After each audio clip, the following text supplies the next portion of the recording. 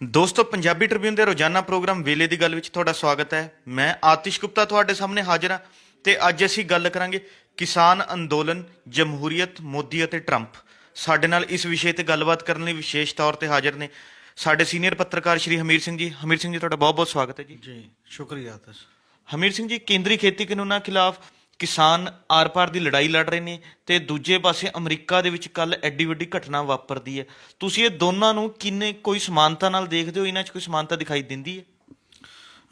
ਬਿਲਕੁਲ, ਜਿਹੜਾ ਅਮਰੀਕਾ ਦਾ ਵੀ ਬੜੇ ਲੰਮੇ ਸਮੇਂ ਤੋਂ ਚੱਲ ਰਿਹਾ, ਸ਼ੁਰੂ ਤੋਂ ਲੈ ਕੇ ਜਿਹੜਾ ਅਮਰੀਕਨ ਰਾਸ਼ਟਰਪਤੀ ਸੀ ਜਿਹੜਾ ਜਾ ਰਿਹਾ ਹੁਣ ਡੋਨਲਡ ਟਰੰਪ, ਤੇ ਸਾਡੇ ਪ੍ਰਧਾਨ ਮੰਤਰੀ ਦੀ ਚੰਗੀ ਦੋਸਤੀ ਗਿਣੀ ਜਾਂਦੀ ਰਹੀ ਹੈ। ਔਰ ਦੋਨਾਂ ਦਾ ਇਹ ਵੀ ਗਿਣਿਆ ਜਾਂਦਾ ਰਿਹਾ ਕਿ ਉਹ ਨਸਲੀ ਆਧਾਰ ਤੇ ਦੁਬਾਰਾ ਜਿਹੜੇ ਗੋਰੀ ਨਸਲ ਨੂੰ ਦੂਜਿਆਂ ਦੇ ਖਿਲਾਫ ਭੁਗਤਾ ਕੇ ਆਪਣਾ ਹਰ ਹੀਲੇ ਦੁਬਾਰਾ ਬਣਨਾ ਚਾਹੁੰਦਾ। ਉਸੇ ਤਰ੍ਹਾਂ ਸਾਡੇ ਦੇਸ਼ ਦੇ ਵਿੱਚ ਵੀ ਬੜੀ ਵਾਰ ਜਿਹੜੀਆਂ ਚੋਣਾਂ ਆਉਂਦੀਆਂ ਨੇ, ਉਹ ਹਰ ਗੱਲ ਤੇ ਧਾਰਮਿਕ ਭਾਵਨਾਵਾਂ ਨੂੰ ਭੜਕਾ ਕੇ ਐਂਟੀ ਪਾਕਿਸਤਾਨ ਜਾਂ ਵੱਖ-ਵੱਖ ਟਾਈਪ ਦਾ ਦੇਸ਼ ਧਰੋਹੀ ਤੇ ਦੇਸ਼ ਭਗਤੀ ਦਾ ਸਾਰਾ ਇੱਕ ਹਜੂਮੀ ਜਿਹੜਾ ਇੱਕ ਮਾਈਂਡ ਸੈੱਟ ਸੀ। ਹੁਣ ਜਿਹੜੀ ਘਟਨਾ ਅਮਰੀਕਾ ਦੇ ਵਿੱਚ ਵਾਪਰੀ ਹੈ ਕਿ ਵੋਟਾਂ ਵੀ ਪੈ ਗਈਆਂ ਔਰ ਲਾਸਟ ਜਾ ਕੇ ਹੁਣ ਉਹਨਾਂ ਦੀ ਜਿਹੜੀ US ਕਾਂਗਰਸ ਹੈ, ਜਿਹੜੀ ਇਕੱਠੀ ਇੱਕ ਸਦਨ ਹੈ ਸਾਡੀ ਪਾਰਲੀਮੈਂਟ ਦੇ ਵਾਂਗ, ਉਹਨੇ ਫਾਈਨਲ ਸਰਟੀਫਿਕੇਟ ਦੇਤਾ ਕਿ ਬਾਈਡਨ ਜਿੱਤ ਚੁੱਕੇ ਆ ਤੇ ਵਾਈਸ ਪ੍ਰੈਜ਼ੀਡੈਂਟ ਉਹ ਵੀ ਜਿੱਤ ਚੁੱਕੇ ਨੇ। ਉਹਦੇ ਤੋਂ ਵੀ ਫਿਰ ਉਹਨੇ ਉਕਸਾਏ ਹੋਏ ਸੀ ਆਪਣੇ ਬੰਦੇ ਕਿ ਜੀ ਇਹ ਵੋਟਾਂ 'ਚ ਹੇਰਾਫੇਰੀ ਹੋਈ ਹੈ। ਹੇਰਾਫੇਰੀ ਵੋਟਾਂ 'ਚ ਕਿੱਥੇ ਹੋਈ? ਸਰਕਾਰ ਤੁਹਾਡੀ ਸੀ ਜਿਹਦੇ ਤਹਿਤ ਹੁੰਦਾ। ਸਾਡੇ ਵਾਂਗ ਇੱਕ ਇੰਡੀਪੈਂਡੈਂਟ ਇਲੈਕਸ਼ਨ ਕਮਿਸ਼ਨ ਦੀ ਜਿਹੜੀ ਗੱਲ ਹੁੰਦੀ ਹੈ, ਸਾਡੇ ਤਾਂ ਚਲੋ ਐਂ ਵੀ ਇੱਕ ਕਮਿਸ਼ਨ ਹੈ, ਉੱਥੇ ਤਾਂ ਉਹ ਵੀ ਨਹੀਂ ਹੈ, ਸਰਕਾਰ ਕਰਾਉਂਦੀ ਹੈ। ਤੇ ਹੇਰਾਫੇਰੀ ਤਾਂ ਕਰਾਈ ਹੋਏਗੀ, ਪਰ ਜੇ ਕਰਾਈ ਹੋਏਗੀ ਤਾਂ ਕੀ ਹੈ? ਪਰ ਇਹਦੇ 'ਚ ਕੀ ਹੋਇਆ ਕਿ ਐਡੀ ਵੱਡੇ ਪੱਧਰ ਤੇ ਭੀੜ ਇਕੱਠੀ ਹੋਈ। ਭੀੜ ਨੇ ਜਾ ਕੇ ਜਿੱਥੇ ਉਹ ਬੈਠੇ ਸੀ ਸਾਰੇ ਉਹਨਾਂ ਦੇ ਮੈਂਬਰ ਸਦਨ ਦੇ, ਉਹਨੂੰ ਘੇਰਿਆ। ਉੱਥੇ ਪੱਥਰਬਾਜ਼ੀ, ਹਿੰਸਾ ਹੋਈ, ਬੰਦੇ ਵੀ 4 ਮਰੇ, 50 ਦੇ ਕਰੀਬ ਅਰੈਸਟ ਵੀ ਹੋਏ ਨੇ। ਔਰ ਕਿਹਾ ਇਹ ਜਾ ਰਿਹਾ ਕਿ ਪੁਲਿਸ ਨੂੰ ਬੜੀ ਤੰਗੀ ਆਈ ਕਿਉਂਕਿ ਉੱਥੇ ਕਿਹਾ ਜਾ ਰਿਹਾ ਵੀ ਕਰੋਨਾ ਬਹੁਤ ਹੈ ਜੀ। ਕੋਈ ਭੀੜ ਨੇ ਕਿਸੇ ਨੇ ਮਾਸਕ ਮੂਸਕ ਨਹੀਂ ਸੀ ਪਾਇਆ ਹੋਇਆ, ਉੱਥੇ ਵੀ ਇਹੀ ਕੰਮ ਸੀਗਾ ਤੇ ਉਸ ਲੈਵਲ ਤੇ ਚੱਲਿਆ। ਪਹਿਲਾਂ ਉਕਸਾਇਆ ਤੇ ਦੁਨੀਆ ਪੱਧਰ ਦੇ ਉੱਤੇ ਇਹਦੀ ਇਸੇ ਕਰਕੇ ਨਿੰਦਾ ਹੋਈ ਹੈ ਕਿ ਕੇਵਲ ਅਮਰੀਕਾ ਦਾ ਸਵਾਲ ਨਹੀਂ ਹੈ। ਇਹਦਾ ਮਤਲਬ ਇਹ ਹੈ ਕਿ ਦੁਨੀਆ ਪੱਧਰ ਦੀ ਜਮਹੂਰੀਅਤ ਤੇ ਇਹਦਾ ਅਸਰ ਪਏਗਾ। ਕਿਉਂ ਪਏਗਾ? ਕਿਉਂਕਿ ਅਮਰੀਕਾ ਹੁਣ ਤੱਕ ਆਪਣੇ ਆਪ ਨੂੰ ਜਮਹੂਰੀਅਤ ਦਾ ਲੰਬੜਦਾਰ ਸਮਝਦਾ ਰਿਹਾ ਹੈ। ਉਹਨਾਂ ਦੇਸ਼ਾਂ ਤੇ ਹਮਲੇ ਕਰਦਾ ਰਿਹਾ ਇਹ ਕਹਿ ਕੇ ਕਿ ਉੱਥੇ ਜਮਹੂਰੀਅਤ ਨਹੀਂ ਹੈ, ਅਸੀਂ ਜਮਹੂਰੀ ਸਰਕਾਰਾਂ ਸਥਾਪਿਤ ਕਰਨੀਆਂ ਨੇ। ਅੱਜ ਤੱਕ ਜਿੰਨੇ ਵੀ ਮਾਮਲਿਆਂ 'ਚ, ਚਾਹੇ ਇਰਾਕ ਤੇ ਸਦਾਮ ਹੁਸੈਨ ਦਾ ਮਾਮਲਾ ਹੋਵੇ, ਚਾਹੇ ਅਫਗਾਨਿਸਤਾਨ ਦਾ ਮਾਮਲਾ ਹੋਵੇ, ਜਿੰਨੇ ਵੀ ਮਾਮਲੇ ਆਏ ਹੁਣ ਵੀ ਜਿਹੜੇ ਤਾਜ਼ਾ ਘਟਨਾਵਾਂ 'ਚ ਵੀ ਆਪਾਂ ਦੇਖਦੇ ਹਾਂ, ਉਹ ਇਹ ਕਹਿੰਦਾ ਰਿਹਾ ਕਿ ਸਾਡੀ ਕੁਆਲਿਟੀ ਦੇ ਆਧਾਰ ਤੇ ਡੈਮੋਕ੍ਰੇਟਿਕ ਕੰਟਰੀ ਹੈ, ਸਾਡਾ ਜਮਹੂਰੀ ਦੇਸ਼ ਹੈ।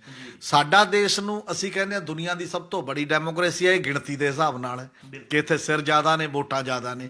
ਤੇ ਦੋਨਾਂ ਦੀ ਜਮਹੂਰੀਅਤ ਦੇ ਇੱਕ ਸਵਾਲ ਜਿਹੜਾ ਖੜਾ ਹੋ ਰਿਹਾ ਹੈ, ਉਹਦੇ ਤੇ ਇਸ ਕਰਕੇ ਹੋ ਰਿਹਾ ਕਿ ਹੁਣ ਤਾਂ ਉਹਨੂੰ ਬਾਅਦ ਦੇ ਵਿੱਚ ਉਹਨੇ ਟਵੀਟ ਕੀਤਾ ਹੈ ਡੋਨਲਡ ਟਰੰਪ ਨੇ ਵੀ ਕਿ ਚਾਹੇ ਹੇਰਾਫੇਰੀ ਹੋਈ ਹੈ, ਮੈਂ ਮੰਨਦਾ ਤਾਂ ਨਹੀਂ, ਪਰ ਜਿਹੜੇ ਮੇਰੇ ਸਮਰਥਕ ਨੇ ਜਿਹੜੇ ਉੱਥੇ ਹਿੰਸਕ ਗੱਲ ਕਰ ਰਹੇ ਨੇ, ਉਹ ਆਪਣੇ ਆਪਣੇ ਘਰਾਂ ਨੂੰ ਚਲੇ ਜਾਓ, ਕੋਈ ਗੱਲ ਨਹੀਂ, ਟਰਾਂਸਫਰ ਜਿਹੜੀ ਉਸ ਲੈਵਲ ਤੇ ਹੁੰਦੀ ਰਹੇ। ਪ੍ਰਧਾਨ ਮੰਤਰੀ ਨਰਿੰਦਰ ਮੋਦੀ ਨੇ ਵੀ ਇਹ ਟਵੀਟ ਕੀਤਾ ਹੈ ਕਿ ਇਹਨੂੰ ਜਿਹੜੀ ਪਾਵਰ ਤਬਦੀਲੀ ਹੈ ਇਹਨੂੰ ਸ਼ਾਂਤਮਈ ਤਰੀਕੇ ਦੇ ਨਾਲ ਹੋਣ ਦੇਣਾ ਚਾਹੀਦਾ ਹੈ। ਔਰ ਦੁਨੀਆ ਪੱਧਰ ਦੇ ਉੱਤੇ ਇਹਨੂੰ ਚਿੰਤਾ ਨਾਲ ਐਂ ਦੇਖਿਆ ਜਾ ਰਿਹਾ ਵੀ ਚਲੋ ਹੁਣ ਤਾਂ ਹੋ ਜਾਊਗੀ।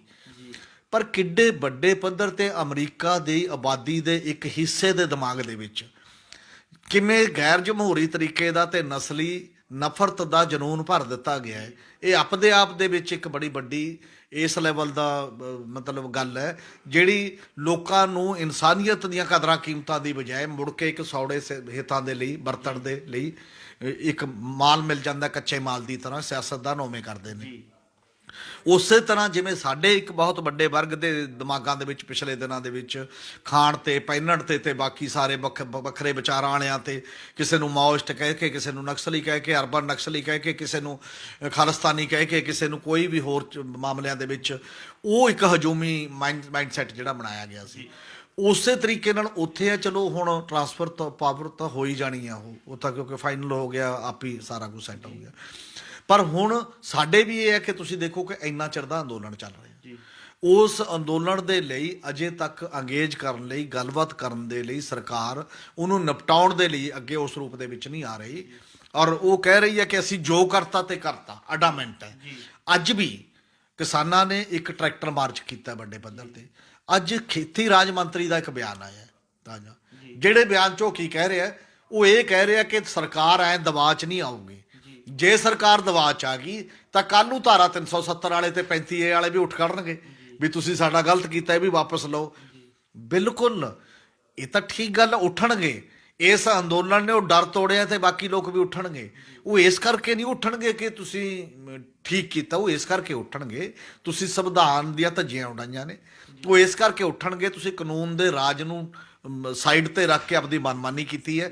ਉਹ ਇਸ ਕਰਕੇ ਉੱਠਣਗੇ ਕਿ ਡੈਮੋਕ੍ਰੇਸੀ ਬਚੀ ਰਹੇ, ਲੋਕਾਂ ਦਾ ਜਿਹੜਾ ਡੈਮੋਕ੍ਰੇਸੀ ਦੇ ਵਿੱਚ ਆਸਥਾ ਹੈ, ਜਿਹੜੀ ਵਿਸ਼ਵਾਸ ਹੈ, ਭਰੋਸਾ, ਉਹ ਡਗਮਗਾਏ ਨਾ, ਉਹ ਬਚਿਆ ਰਹੇ, ਤਾਂ ਜਾ ਕੇ ਉਹ ਉੱਠਣਗੇ। ਹੁਣ ਤਾਂ ਨਹੀਂ ਉੱਠਣਗੇ। ਔਰ ਇਸੇ ਕਰਕੇ ਇਹ ਹੈ ਕਿ ਜਿਹੜਾ ਇੰਨਾ ਲੰਮਾ ਸਮਾਂ ਲੰਘ ਗਿਆ, ਕਿੰਨੇ ਲੋਕਾਂ ਦੀਆਂ ਮੌਤਾਂ ਹੋ ਗਈਆਂ ਨੇ ਠੰਡ ਦੇ ਬਾਵਜੂਦ। ਜੇ ਜਮਹੂਰੀ ਦੇਸ਼ ਹੋਵੇ ਤਾਂ ਜਮਹੂਰੀਅਤ ਵਾਲੇ ਹੁਕਮਰਾਨ ਨੇ ਜਿਹੜੇ, ਉਹ ਅਡਾਮੈਂਟ ਨਹੀਂ ਹੁੰਦੇ, ਉਹ ਅੜੀਅਲ ਨਹੀਂ ਹੁੰਦੇ। ਉਹ ਅੜੀਅਲ ਦੀ ਬਜਾਏ ਉਹ ਲੋਕ ਭਾਵਨਾਵਾਂ ਦੀ ਕਦਰ ਕਰਦੇ ਨੇ। ਔਰ ਖਾਸ ਤੌਰ ਤੇ ਜਿਹੜੇ ਵਰਗ ਉਹ ਉਹਨਾਂ ਗੱਲਾਂ ਨੂੰ ਨਾਪਸੰਦ ਕਰਦੇ ਨੇ ਕਿ ਜਿਹੜੀਆਂ ਤੁਸੀਂ ਕਰਨਾ ਚਾਹੁੰਦੇ ਹੋ, ਤਾਂ ਉਹ ਉਹਨੂੰ ਪਿੱਛੇ ਹਟਣ ਨੂੰ ਆਪਣਾ ਮਾਣ ਸਮਝਦੇ ਨੇ। ਉਹ ਲੋਕਾਂ ਨੂੰ ਤਵੱਜੋ ਦਿੰਦੇ ਨੇ, ਉਹਨਾਂ ਨੂੰ ਮਾਣ ਸਨਮਾਨ ਦਿੰਦੇ ਨੇ।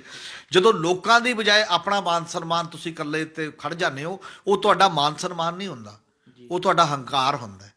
ਔਰ ਹੰਕਾਰ ਜਿਹੜਾ ਕਦੇ ਵੀ ਜਮਹੂਰੀਅਤ ਦੇ ਪੱਖ 'ਚ ਨਹੀਂ ਹੁੰਦਾ, ਡੈਮੋਕ੍ਰੇਸੀ ਦੇ ਮਾਮਲੇ 'ਚ ਨਹੀਂ ਹੁੰਦਾ। ਇਸੇ ਕਰਕੇ ਜਿਹੜੀਆਂ ਬਹੁਤ ਲੋਕ ਬਾਰ-ਬਾਰ ਬਹੁਤ ਗੱਲਾਂ ਦੇ ਮਾਮਲੇ ਦੇ ਵਿੱਚ ਨਰਿੰਦਰ ਮੋਦੀ ਤੇ ਟਰੰਪ ਦੇ ਵਿੱਚ ਸਮਾਨਤਾਵਾਂ ਦੇਖਦੇ ਨੇ, ਔਰ ਉਹ ਸਮਾਨਤਾਵਾਂ ਨਜ਼ਰ ਆਉਂਦੀਆਂ ਨੇ, ਐਕਸ਼ਨ ਦੇ ਵਿੱਚ ਨਜ਼ਰ ਆਉਂਦੀਆਂ ਨੇ, ਕਾਰਵਾਈ ਦੇ ਵਿੱਚ ਨਜ਼ਰ ਆਉਂਦੀਆਂ ਨੇ, ਦੋਸਤੀ ਦੇ ਵਿੱਚ ਨਜ਼ਰ ਆਉਂਦੀਆਂ ਨੇ। ਅਤੇ ਉੱਥੇ ਤਾਂ ਸਾਡੇ ਪ੍ਰਧਾਨ ਮੰਤਰੀ ਕਿਹਾ ਸੀ ਅਬ ਕੀ ਵਾਰ ਟਰੰਪ ਸਰਕਾਰ, ਉਹ ਅਲੱਗ ਹੈ। ਇੱਥੇ ਆ ਕੇ ਉਹ ਮੋਦੀ ਦੇ ਨਾਅਰੇ ਲਾ ਕੇ ਗਏ ਜਿਹੜਾ ਟਰੰਪ ਉਦੋਂ ਆਏ ਸੀਗੇ। ਇਹ ਕਾਫੀ ਵੱਡਾ ਜਿਹੜਾ ਸਵਾਲ ਸਾਡੇ ਸਾਹਮਣੇ ਹੈ ਕਿ ਦੁਨੀਆ ਦੇ ਦੋ ਵੱਡੇ ਦੇਸ਼ਾਂ ਦੇ ਹੁਕਮਰਾਨ ਜਿਹੜੇ ਸੀ, ਜਿਹੜੇ ਟੌਪ ਤੇ ਚਲੇ ਗਏ ਸੀ ਕਿਸੇ ਨਾ ਕਿਸੇ ਰੂਪ ਦੇ ਵਿੱਚ, ਅੱਜ ਸਾਡੇ ਪ੍ਰਧਾਨ ਮੰਤਰੀ ਹੈ ਟਰੰਪ ਜਾ ਰਿਹਾ, ਉਹਨਾਂ ਦਾ ਜਮਹੂਰੀਅਤ ਦੇ ਪ੍ਰਤੀ ਇੱਕ ਸਟੈਂਡ ਲੈਣਾ ਅਲੱਗ ਟਾਈਪ ਦਾ, ਮਨਮਾਨੀ ਵਾਲਾ ਕਰਨਾ, ਜਮਹੂਰੀ ਕਦਰਾਂ ਕੀਮਤਾਂ ਤੋਂ ਉਲਟ ਜਾ ਕੇ ਖੜਨਾ, ਇਹ ਖਤਰਨਾਕ ਹੈ ਪੂਰੀ ਦੁਨੀਆ ਦੇ ਬਾਰੇ। ਤੇ ਜਮਹੂਰੀ ਕਦਰਾਂ ਕੀਮਤਾਂ ਕਿਵੇਂ ਪਣਪਣੇ ਸਾਰੇ ਦੁਨੀਆ ਦੇ ਦੇਸ਼ਾਂ ਦੇ ਲੋਕ ਜਾਂ ਜਿਹੜੇ ਤਰਕਸੰਗਤ ਤਰੀਕੇ ਨਾਲ, ਜਿਹੜੇ ਦਲੀਲ ਨਾਲ ਸੋਚਦੇ ਨੇ, ਸਾਰਿਆਂ ਲਈ ਚਿੰਤਾ ਦਾ ਵਿਸ਼ਾ। ਹਮੀਰ ਸਿੰਘ ਜੀ, ਕੇਂਦਰ ਤੇ ਕਿਸਾਨਾਂ ਵਿਚਕਾਰ ਕਈ ਮੀਟਿੰਗਾਂ ਪਹਿਲਾਂ ਵੀ ਹੋ ਚੁੱਕੀਆਂ ਨੇ ਜਿਹਦੇ ਚੰਗੇ ਨਤੀਜੇ ਸਾਹਮਣੇ ਨਹੀਂ ਆਏ ਨੇ, ਤੇ ਕੱਲ ਨੂੰ 8 ਜਨਵਰੀ ਨੂੰ ਮੁੜ ਜਿਹੜੀ ਹੈ ਕਿਸਾਨਾਂ ਤੇ ਕੇਂਦਰ ਵਿਚਕਾਰ ਮੀਟਿੰਗ ਹੋਣ ਜਾ ਰਹੀ ਹੈ। ਪਰ ਉਸ ਤੋਂ ਪਹਿਲਾਂ ਜਿਹੜਾ ਪੰਜਾਬ ਭਾਜਪਾ ਦੇ ਦੋ ਆਗੂਆਂ ਵੱਲੋਂ ਪ੍ਰਧਾਨ ਮੰਤਰੀ ਨਾਲ ਮੁਲਾਕਾਤ ਕੀਤੀ ਜਾਂਦੀ ਹੈ, ਜਿਨ੍ਹਾਂ ਵੱਲੋਂ ਆ ਕੇ ਇਸ ਮੀਟਿੰਗ ਦਾ ਮੀਡੀਆ ਅੱਗੇ ਗੱਲਬਾਤ ਵੀ ਦੱਸੀ ਜਾਂਦੀ ਹੈ, ਕੀ ਗੱਲਬਾਤ ਉਹ ਕਰਕੇ ਆਏ ਨੇ। ਤੁਹਾਨੂੰ ਕੀ ਲੱਗਦਾ ਵੀ ਕਿ ਇਸ ਗੱਲਬਾਤ ਦਾ ਇਹ ਮਾਮਲਾ ਸੁਲਝਾਉਣ 'ਚ ਕਿੰਨੀ ਕੁ ਕਾਰਗਰ ਜਿਹੜੀ ਹੈਗੀ ਸਾਬਤ ਹੋਵੇਗੀ? ਅਸਲ ਦੇ ਵਿੱਚ ਜਿਹੜੇ ਦੋਨੋਂ ਆਗੂ ਮਿਲ ਕੇ ਗਏ, ਉਹਨਾਂ ਨੇ ਪੋਜ ਇਹ ਕੀਤਾ ਜਿਵੇਂ ਪ੍ਰਧਾਨ ਮੰਤਰੀ ਨੇ ਉਹਨਾਂ ਨੂੰ ਸੱਦਿਆ ਪੰਜਾਬ ਦੀ ਸਮੱਸਿਆ ਹੱਲ ਕਰਨ ਲਈ, ਤੇ ਇਹ ਉਹਨਾਂ ਨਾਲ ਗੱਲ ਕਰਕੇ ਆਏ ਹੋਣ। ਅਸਲ ਜਿੰਨਾ ਕੁ ਮੇਰੀ ਸੂਚਨਾ, ਮੈਨੂੰ ਇਹ ਲੱਗਦਾ ਕਿ ਇਹਨਾਂ ਬੰਦਿਆਂ ਨੇ ਪ੍ਰਧਾਨ ਮੰਤਰੀ ਨੂੰ ਮਿਲਣ ਲਈ ਅਪਲਾਈ ਕੀਤਾ ਸੀ, 20 ਦਿਨ ਬਾਅਦ ਇਹਨਾਂ ਨੂੰ ਡੇਟ ਮਿਲੀ ਹੈ ਗੱਲ ਕਰਨ ਦੀ। ਪ੍ਰਧਾਨ ਮੰਤਰੀ ਨੇ ਕੋਈ ਆਇਆ ਨਹੀਂ ਸੱਦਿਆ ਵੀ ਤੁਹਾਡੇ ਨਾਲ ਇਹ ਗੱਲ ਕਰਦੇ ਆ। ਇੰਨੇ ਲੰਮੇ ਸਮੇਂ ਬਾਅਦ ਤੁਹਾਨੂੰ ਇੱਕ ਤਾਰੀਖ ਮਿਲਦੀ ਹੈ, ਫਿਰ ਤੁਸੀਂ ਜਾ ਕੇ ਇੰਨੇ ਜੋਗੇ ਨਹੀਂ ਬਣਦੇ ਕਿ ਜਾ ਕੇ ਕੋਈ ਗੱਲ ਕਰ ਸਕੋਗੇ ਪੰਜਾਬ ਦੀ, ਕਿਉਂਕਿ ਤੁਸੀਂ ਤਾਂ ਕੋਈ ਲਾਈਨ 'ਚ ਲੱਗੇ ਬੰਦਿਆਂ ਦੀ ਤਰ੍ਹਾਂ ਅੱਗੇ ਹੋ। ਤੁਹਾਨੂੰ ਐ ਜੇ ਆਗੂ ਨਹੀਂ ਬੁਲਾਇਆ ਗਿਆ ਨੈਗੋਸ਼ੀਏਟ ਕਰਨ ਲਈ ਜਾਂ ਗੱਲਬਾਤ ਲਈ। ਤੇ ਜੇ ਬੁਲਾਉਣਾ ਹੁੰਦਾ ਪ੍ਰਧਾਨ ਮੰਤਰੀ ਹੋਰ ਵੱਡੇ ਆਗੂਆਂ ਨਾਲ ਗੱਲ-ਗੁੱਲ ਕਰ ਲੈਂਦੇ। ਜੇਕਰ ਬੁਲਾਉਣਾ, ਮੇਰੇ ਖਿਆਲ ਪ੍ਰਧਾਨ ਮੰਤਰੀ ਇਸ ਮਾਈਂਡ ਸੈਟ 'ਚ ਹੈ ਹੀ ਨਹੀਂ, ਅਜੇ ਆਏ ਹੀ ਨਹੀਂ ਹੈ ਕਿ ਮੈਂ ਮਾਮਲੇ ਨੂੰ ਇਸ ਰੂਪ 'ਚ ਹੱਲ ਕਰਨਾ। ਦੂਜੀ ਗੱਲ, ਜੋ ਉਹਨਾਂ ਨੇ ਆ ਕੇ ਕਿਹਾ, ਉਹ ਆ ਕੇ ਵੀ ਊਲ ਜਲੂਲ ਕਿਹਾ, ਜਿਹੜਾ ਮਾਮਲੇ ਨੂੰ ਸੁਲਝਾਉਣ ਦੇ ਪੱਖ 'ਚ ਨਹੀਂ ਜਾਂਦਾ, ਇਹਨੂੰ ਵਿਗਾੜਨ ਦੇ ਪੱਖ 'ਚ ਜਾਂਦਾ। ਆਉਣ ਸਾਰ ਕਿਹਾ ਕਿ ਤਿੰਨੇ ਕਾਨੂੰਨ ਤਾਂ ਵਾਪਸ ਨਹੀਂ ਹੋਣਗੇ। ਤੁਸੀਂ ਕੌਣ ਹੋ ਜੀ? ਨਾ 3 'ਚ ਨਾ 13 'ਚ। ਤੇ ਜਦੋਂ ਤੁਹਾਡਾ ਕੋਈ ਗੱਲ ਹੀ ਨਹੀਂ, ਤੁਸੀਂ ਕਿਸ ਹੈਸੀਅਤ 'ਚ ਕਹਿ ਰਹੇ ਹੋ ਵਾਪਸ ਨਹੀਂ ਆਉਣਗੇ? ਜਿਨ੍ਹਾਂ ਨਾਲ ਗੱਲਬਾਤ ਕਰ ਰਹੇ ਨੇ ਤੁਸੀਂ, ਉਹ ਗੱਲਬਾਤ 'ਚ ਵੀ ਹੁੰਦੇ ਹੋ? ਨਹੀਂ ਹੁੰਦੇ। ਤਾਂ ਤੁਸੀਂ ਉਸ ਲੈਵਲ ਤੇ ਕਿਉਂ? ਦੂਜੀ ਗੱਲ, ਤੁਸੀਂ ਇਹ ਕਹਿ ਰਹੇ ਹੋ ਕਿ ਇਹ ਤਾਂ ਜੀ ਸਾਰੇ ਇੱਕ ਆ ਕੇ ਘਟਨਾ ਦੇ ਵੀ ਇਹ ਸਾਰੇ ਕਾਮਰੇਡ ਨੇ, ਇਹਨਾਂ ਦੀਆਂ ਮੰਨ ਵੀ ਲਓ, ਫਿਰ ਬੈਠੇ ਰਹਿਣਗੇ, ਬਾਕੀ ਹੋਏਗਾ।